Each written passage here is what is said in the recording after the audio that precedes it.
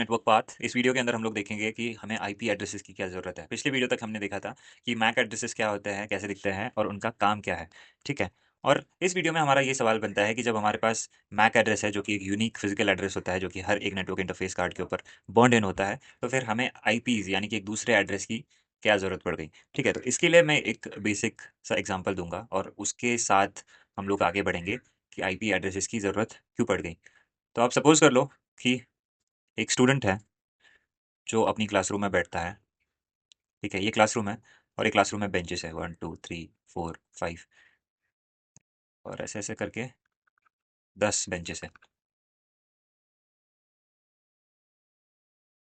तो ये 10 बेंचेस को डिनोट करने के लिए नंबरिंग है 1 से लेके 50 तक। और ये क्लासरूम नंबर 1 है और क्लासरूम नंबर 2 भी होगी, है ना, उसमें भी ऐसे ही बेंचेस होंगे, 50 बेंचेस। तो कोई स्टूडेंट जो इस क्लासरूम के किसी बेंच पे बैठा हुआ है उसको हम लोग कुछ इस तरह से डिनोट करेंगे कि उसका एड्रेस क्या है, 2.30। मैं एक सिस्टम बना रहा हूँ एक हाइपोथेटिकल सिचुएशन के अंदर, जो कि आपको आगे जाके आईपी एड्रेसेस का क्या ज़रूरत है वो समझ आएगा। और इस क्लासरूम के अंदर कोई यहाँ बैठा है 30 नंबर के बेंच पे, तो उसका क्या एड्रेस होगा, 1.30, है ना। तो अगर प्रिंसिपल अगर कहना चाहता है कि भाई इस बच्चे के पास मैसेज जाना है तो वो उसका एड्रेस बताएगा, है ना, जो भी जिसके थ्रू भी वो मैसेज भेजना चाहता है, तो बोलेगा 1.30 डेस्क पे जाओ, आप इस एड्रेस पे जाओ और आपको ये बच्चा मिल जाएगा। ठीक है। तो ये मैं किस लिए कर रहा हूँ, क्योंकि अगर कोई बच्चा नया रजिस्टर होता है कभी भी किसी स्कूल में, तो उसको एक रजिस्ट्रेशन नंबर मिलता है, रजिस्ट्रेशन नंबर मिलता है ना, और रोल नंबर भी मिल जाता है रोल कॉल के लिए, है ना। लेकिन रोल नंबर ऐसा होता है कि हर क्लास के अंदर रोल नंबर यूनिक होता है। और पर लेकिन अगर एक से ज़्यादा क्लासेस आ जाती है तो उसके अंदर रोल नंबर यूनिक नहीं रह जाते, क्योंकि रोल नंबर 21 है, वो क्लास नंबर 2 में भी होगा और क्लास 3 में भी हो सकता है ना। लेकिन मैं ये अज्यूम कर रहा हूँ कि हर क्लास में 50 बच्चे तो है। ठीक है। तो फर्स्ट क्लास के अंदर भी 50 बच्चे होंगे, सेकंड क्लास में भी होंगे 50 बच्चे, थर्ड क्लास में भी होंगे 50 बच्चे, ऐसे 10th क्लास, है ना, 10th तक क्लासेस है, तो हर एक में 50 बच्चे हैं। तो क्लासेस कैसी होंगी, आप सपोज कर लो ये कॉलेज स्कूल का गेट है और ये आपका एक सर्कुलर फैशन में ये स्कूल है और यहाँ क्लासरूम्स है ऐसे। ठीक है, 2 3 4 5, है ना। तो क्लासरूम नंबर 1 2 3 4 5 6 7 8 9 10, और हर एक के अंदर 50 50 बच्चे हैं, तो 50 50 ऐसे इसके अंदर बेंचेस लगे हुए हैं, राइट। तो अगर ये प्रिंसिपल का ऑफिस यहाँ पे है, ओके, प्रिंसिपल ऑफिस और बाकी सारे ऑफिस जो भी हैं, तो इन्होंने क्या कर दिया है कि हर एक बेंच को डिनोट करने के लिए एक नंबर मिलेगा, है ना, और हर एक क्लासरूम को डिनोट किया है क्लास नंबर से। तो 1 से लेकर 10th क्लास है और बेंचेस 1 से लेकर 50 तक है। तो कोई भी बच्चा, तो आप सपोज कर लो अगर मैं एड्रेस देता हूँ 5.23, तो ये उस बच्चे का एड्रेस होगा जो 5th क्लास में 23 नंबर के बेंच पे बैठा हुआ है ना। अगर मैं एड्रेस देता हूँ 9.49, तो ये 9th क्लास में 49 नंबर के बेंच पे जो बच्चा बैठा हुआ है, ये उसका एड्रेस है ना। तो ये कितनी इंटरेस्टिंग चीज़ है। पर आप सोचोगे कि अगर हर एक बच्चे के पास अपना रजिस्ट्रेशन नंबर है ना, रजिस्ट्रेशन नंबर आप ले लो कि जो पहले बच्चा आया उसको मिला PR0001, ऐसा मिल गया, है ना। जो नया बच्चा आएगा उसको उसको मिलेगा, क्या मिलेगा, PR0002, ऐसा कुछ मिलेगा, है ना। तो ऐसे करते करते बच्चों के रजिस्ट्रेशन नंबर्स बढ़ते जाएंगे और सबको एक यूनिक रजिस्ट्रेशन नंबर मिलेगा। ठीक है, इन्होंने डिसाइड कर लिया कि रजिस्ट्रेशन नंबर इस तरह का होगा, इस फॉर्मेट में होगा, PR XXXX, ठीक है, इस फॉर्मेट में होगा। तो कितने बच्चे बैठ सकते हैं इसमें, 4000 बच्चे बैठ सकते हैं ना, 4000 नहीं, सॉरी, 9999 इतने। ठीक है, 4 कैरेक्टर्स है तो इतने बच्चे एक स्कूल के अंदर आ सकते हैं, क्योंकि इन्होंने इतना फॉर्मेट बना लिया है। तो ये क्या करेंगे, इस फॉर्मेट को इस्तेमाल करेंगे। तो अगर कोई भी बच्चा, अगर किसी के लिए मैसेज आया, सपोज अब बाहर से कोई आया है और मिलना चाहता है एक बच्चे से, तो उसका रजिस्ट्रेशन नंबर बताएगा। ठीक है, यहाँ पे जो सिक्योरिटी बैठा है बोलेगा कि मुझे इस रजिस्ट्रेशन नंबर जिसका है उस बच्चे से मिलना है। तो ये क्या करेगा, सिक्योरिटी वो जाएगा इस क्लास में और पूछेगा क्या इस क्लास के अंदर ये रजिस्ट्रेशन नंबर बैठा हुआ है। उसको पता चलेगा कि नहीं, इसमें नहीं बैठा है। क्या इसमें, फिर वो इसमें जाएगा, फिर इसमें चेक करेगा कि नहीं, यहाँ पे भी नहीं है। फिर वो इसमें चेक करेगा कि इसमें है क्या, नहीं, इधर भी नहीं है। फिर इसमें करेगा, इसमें करेगा। हर एक क्लास में जाके वो चेक करता बैठेगा कि क्या इसमें ये रजिस्ट्रेशन नंबर रखा हुआ है, ये जो रजिस्ट्रेशन नंबर वाला बच्चा है क्या इधर ही बैठता है। और वो करते करते उसको फॉर्चुनेटली यहाँ पे मिल गया 7 नंबर की क्लास के अंदर कि हाँ यहाँ पे ये रजिस्ट्रेशन नंबर बैठा हुआ है। ठीक है। लेकिन अगर सिक्योरिटी के बाद जो ये बाहर से इंसान आया है, उसको एक एड्रेस पता चलता है इस बच्चे का, कि इसको मिलता 7.30। तो ढूंढना कितना आसान होता है। सिक्योरिटी ये सारी क्लासेस के अंदर जाता ही नहीं है ना बाकी के चेक करने के लिए। वो क्या करता, जैसे ही उसको एड्रेस मिलता वो क्या करता, सीधा 7 के पास जाता और उसमें बोलता कि इस बच्चे के साथ जो 30 नंबर पे जो बच्चा बैठा है उससे मिलने के लिए कोई आया हुआ है, तो उस बच्चे को बाहर भेज दो। है ना, कितना आसान हो गया। अगर रजिस्ट्रेशन नंबर रहता तो उसके जितने भी 1 2 3 4 5 6, है ना, 6 5 30 300 बच्चों को पहले तो उसको देख के आना पड़ता, उसके बाद फिर इस क्लास में जाके उसको मिलता वो बच्चा जो कि 7.30 पे बैठा है। तो मैंने क्या कर दिया है कि रजिस्ट्रेशन नंबर तो एक यूनिक आइडेंटिफायर है ही बच्चे का, लेकिन उसके साथ मैंने एक बच्चे को एड्रेस भी दे दिया है। तो क्या हो सकता है, अगर सपोज कर लो आप किसी दिन कोई बच्चा नहीं आया, ठीक है, कोई बच्चा नहीं आया, तो 49 बच्चे क्लास के अंदर हैं, तो शायद बेंच का इधर उधर हो सकता है स्ट्रक्चर, कोई बच्चा इधर से उधर बैठ सकता है, या फिर अगले नेक्स्ट डे जिसको जो पहले आया वो आके पहले बेंच पे बैठ जाएगा, कोई और किसी बेंच पे बैठ जाएगा। तो एड्रेस चेंज हो जाएगा बच्चे का, लेकिन रजिस्ट्रेशन नंबर हमेशा सेम रहेगा। यही सेम केस मैक एड्रेस और आईपी एड्रेस में होता है, कि आपका आईपी एड्रेस चेंज हो सकता है, लेकिन मैक आपका चेंज नहीं होता है, क्योंकि आपके इंटरफेस कार्ड के ऊपर वो बर्न इन होता है। आजकल कुछ टूल्स आने लग गए जिससे कि आप मैक स्पूफ कर देते हो, चेंज कर देते हो, लेकिन मैक एड्रेस परमानेंट सेम रहने के लिए बनाया गया है। ठीक है, तो आपका जो भी इंटरफेस कार्ड होता है उसके ऊपर एक मैक एड्रेस लिखा रहता है ना। अब देखो, इस केस में एक और फायदा होता है कि अगर आपके पास रजिस्ट्रेशन नंबर भी है और एड्रेस भी है, तो इससे क्या होगा कि अगर कोई बच्चा बैठा है यहाँ पे, ठीक है, 5.21 पे, और हमें पता होता है 5.21 पे कौन बैठा है, उसका रजिस्ट्रेशन नंबर हमारे पास है, ठीक है, एक रजिस्टर हमने बना के रखा कि हाँ आ जा चाहिए ये बच्चा इस पे बैठा हुआ है, और वो बच्चा उस दिन बेंच के ऊपर कुछ बना के चला जाता है, कार्टून वार्टून, है ना, और नेक्स्ट डे वो किसी और बेंच पे बैठ जाता है, तो हमें कैसे पता चलेगा किसने बनाया था।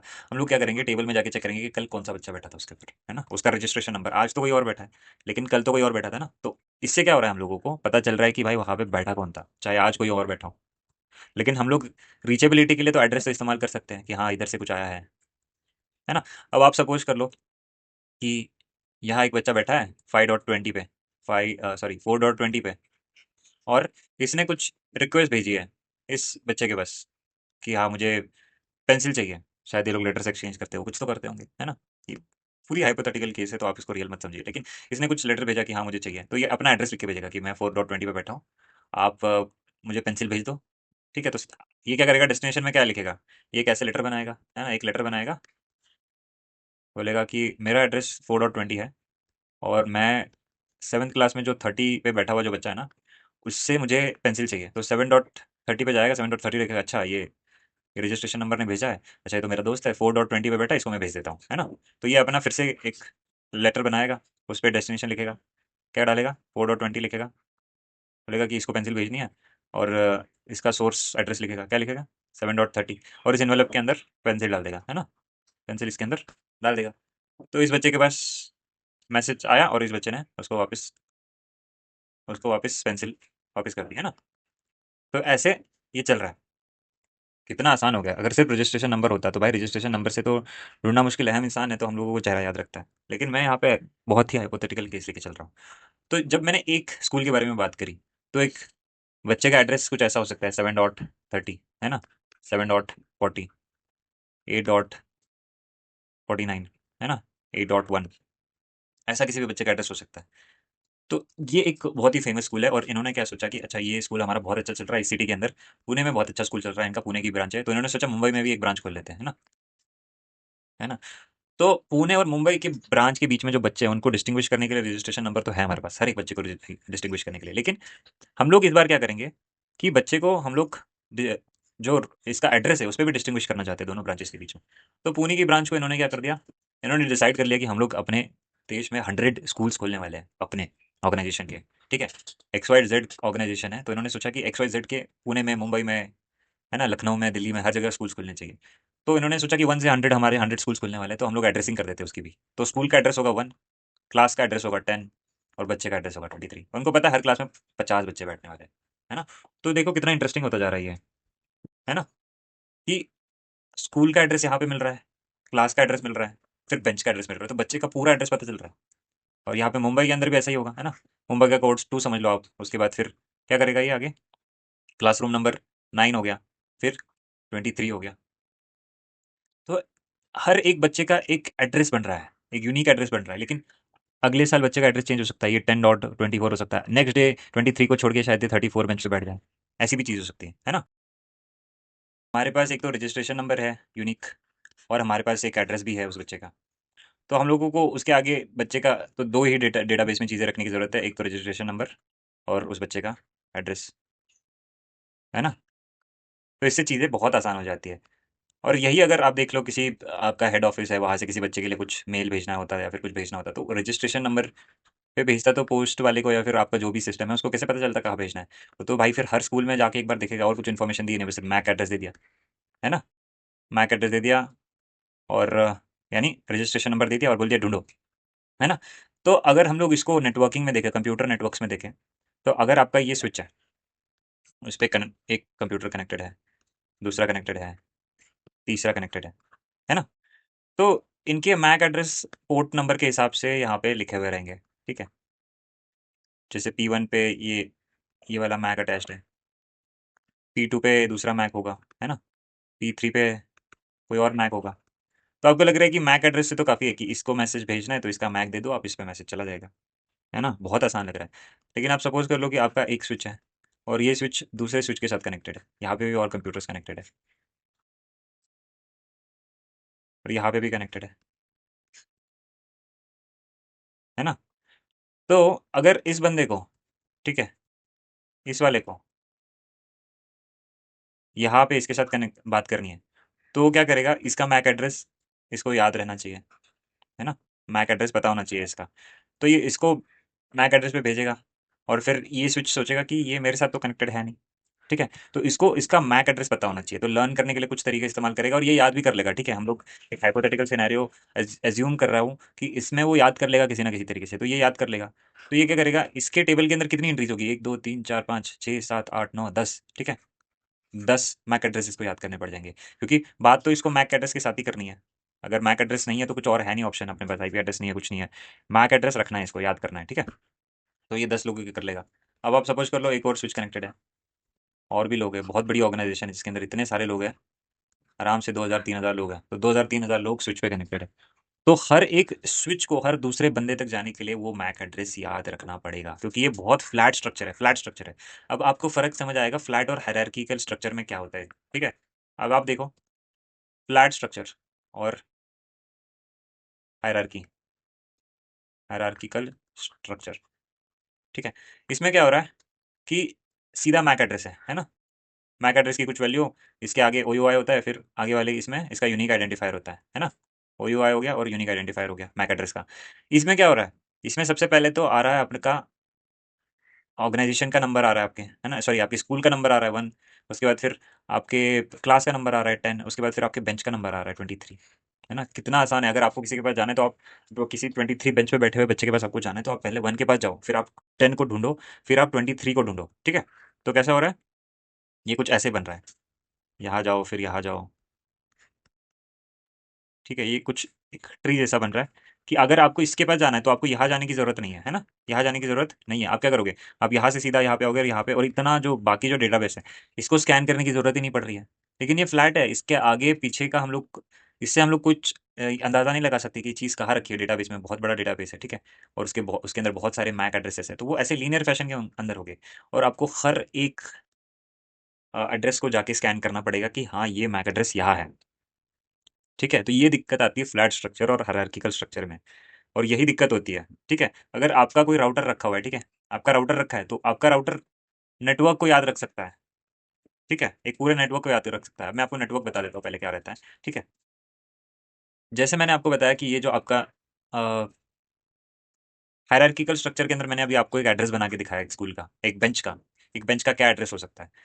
तो इसमें क्या होगा कि आपका जो राउटर रहता है, ठीक है, आपका जो राउटर रहेगा वो क्या करता है, नेटवर्क्स क्रिएट करता है, ठीक है। अगर आपका ये स्विच है सपोज कर लो, ठीक है, और इसके अंदर कुछ डिवाइसेस कनेक्टेड है,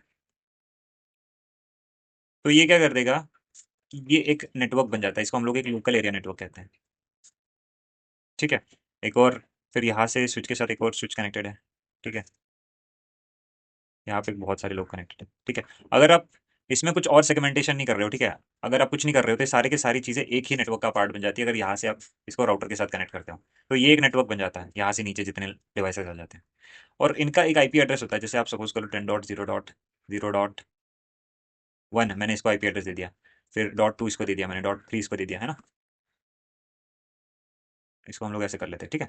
तो इसको .1 दे दिया, इसको .2 दे दिया, इसको .3 दे दिया, है ना, इसको .4 दे दिया, इसको .5 दे दिया, इसको .6 दे दिया। तो हम लोग क्या कर रहे हैं कि ये वाली चीज़ जो आगे वाली चीज़ है ये चेंज नहीं हो रही है ना अपनी, ये वाली चीज़ बस चेंज हो रही है। ये वाला जो वेरिएबल है अपना एक्स ये चेंज हो रहा है, बाकी तो सेम रह रहा है। तो हम लोग इसको नेटवर्क आईडी कहते हैं और इसको हम लोग होस्ट आईडी कहते हैं, ठीक है। तो अगर आपका कुछ नेटवर्क है तो उसका नेटवर्क का एड्रेस कुछ ऐसा रहता है और उसके अंदर हर एक सिस्टम का, हर एक डिवाइस का एक आईपी एड्रेस रहता है और ये फ्लैट नहीं रहता है। अगर आपको किसी भी इसमें से किसी भी कंप्यूटर के पास अगर पहुंचना है, अगर आपके पास नेटवर्क होगा तो आपके पास ज़्यादा आसानी होगी कि अच्छा ये नेटवर्क है, इस नेटवर्क के पास मैं पहले जाता हूँ, फिर ये बंदा तो उस नेटवर्क के अंदर मिल जाएगा। लेकिन आपके पास मैक एड्रेस दिया हुआ तो आपको कैसे पता चलेगा कहाँ जाना है? आपको तो उस मैक एड्रेस के पास ही करेक्ट जाना पड़ेगा, है ना। फ्लैट स्ट्रक्चर और हायरार्किकल स्ट्रक्चर। अगर मैंने आपको बोला कि आप स्कूल में 23 के बाद जाओ तो आप पहले तो स्कूल में जाओगे, फिर इस क्लासरूम में जाओगे, फिर इसके अंदर जाओगे, है ना। आप फालतू में दूसरी जगह पे नहीं जाते भटकोगे, है ना, जो काम का नहीं है। तो यही फ़र्क होता है आईपी एड्रेस के अंदर और मैक एड्रेस के अंदर। और आप सपोज़ कर लो कि किसी दिन आपके कंप्यूटर से किसी ने मैलिशियस एक्टिविटी कर दी, है ना? आपके कंप्यूटर से किसी ने मैलिशियस एक्टिविटी कर दी और फिर उसमें क्या होगा, 2 चीज़ें होंगी आपकी देखने के लिए, एक होगा मैक आपका और एक होगा आपका आईपी एड्रेस, है ना? और अगले दिन आप किसी और मैक एड्रेस पे चले जाते हो। सॉरी, आप किसी दिन दूसरे आईपी एड्रेस पे चले जाते हो। आप सपोज़ कर लो आईपी एड्रेस चेंज होता रहता है, ठीक है। अगर कुछ डीएचसीपी सेटअप करके रखा है या फिर कुछ और लगा के रखा है जिससे कि आईपी एड्रेस चेंज हो रहा है, आपका लीज़ खत्म होने के बाद आपको दूसरा आईपी एड्रेस मिल रहा है, या फिर आपने खुद स्टैटिकली जाके आईपी डाल दिया आपके कंप्यूटर के अंदर, तो आप आईपी चेंज कर सकते हो। लेकिन आपके लैपटॉप से अगर कुछ मैलिशियस एक्टिविटी हुई है तो आपका मैक कैप्चर हो जाता है वहाँ पे, क्योंकि मैक तो यूनिक होता है, तो आपको आइडेंटिफ़ाई करने में उससे और ज़्यादा आसानी हो जाती है। तो इस केस में भी मैक और आईपी दोनों अलग चीज़ होने से एक बहुत बड़ा एडवांटेज होता है, पर सबसे बड़ा फ़ायदा तो होता है फ्लैट स्ट्रक्चर का, ठीक है। अगर फ्लैट स्ट्रक्चर होगा तो आपका जो स्विच है, आपका कोई भी नेटवर्किंग डिवाइस है, उसको दुनिया भर के सारे मैक एड्रेस याद रखने पड़ेंगे। अगर नहीं, तो आपका जो ये है, डिवाइस है, वो हायरार्किकल स्ट्रक्चर में सिर्फ़ और सिर्फ़ नेटवर्क का नाम याद रख सकता है कि हाँ, ये नेटवर्क है मेरा और इसके आगे अगर कुछ है तो उसमें मैं जाके ढूँढ लूँगा, ठीक है। अब आप सपोज़ कर लो, मैं आपको एक एग्ज़ाम्पल देता हूँ।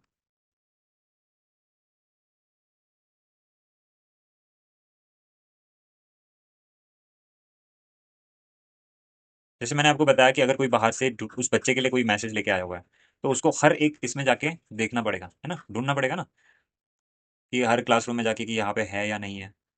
लेकिन जब मैंने आपको एड्रेस बताया, तो एड्रेस बताते ही कितना ढूँढना कितना आसान हो गया। तो रजिस्ट्रेशन नंबर और आईपी में मैक एड्रेस और आईपी में यही फ़र्क है, ठीक है? अगर और कंप्यूटर्स में ये कैसा होता है कि अगर आप यहाँ पे बैठे हो, ये आपका राउटर है और यहाँ पे एक नेटवर्क है आपका, ठीक है? ये स्विच है और यहाँ बहुत सारे डिवाइसेज़ कनेक्टेड है और ये एक राउटर है और ये राउटर के दूसरे पोर्ट से एक और यहाँ पे कुछ कनेक्टेड है। तो यहाँ पे हम लोग क्या करते हैं, जो राउटर का इंटरफ़ेस है ना, ये आपके नेटवर्क का, ये आपका एक नेटवर्क बन जाता है इधर से यहाँ तक, ठीक है? और ये एक आपका अलग नेटवर्क बन जाता है। तो ये चीज़ों को बहुत आसान कर देता है कि ये अपना अलग नेटवर्क हो जाता है, ये अपना अलग नेटवर्क हो जाता है।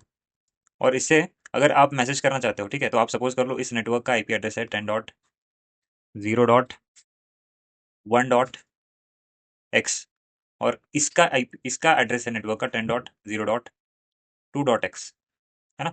तो आप इसके पास जाओगे तो राउटर को ढूँढने में बहुत आसानी होगी। अगर आपने मैसेज किया 10.0.2.x को, ठीक है? अब यानी इनमें से किसी एक कंप्यूटर को, तो ये आपका मैसेज इसके पास जाएगा और इसके पास ऐसे और बहुत सारे नेटवर्क्स भी हो सकते हैं। 10.0.10.x हो सकता है ना? 10.0.23.x होता है। बहुत सारे नेटवर्क्स हैं, लेकिन इसको पता है कि इस वाले के पास अगर अपने को जाना है, ठीक है? तो इस वाले नेटवर्क में पहले चले जाते हैं ना, बाकी सारे नेटवर्क्स को देखने की ज़रूरत ही नहीं अपने को।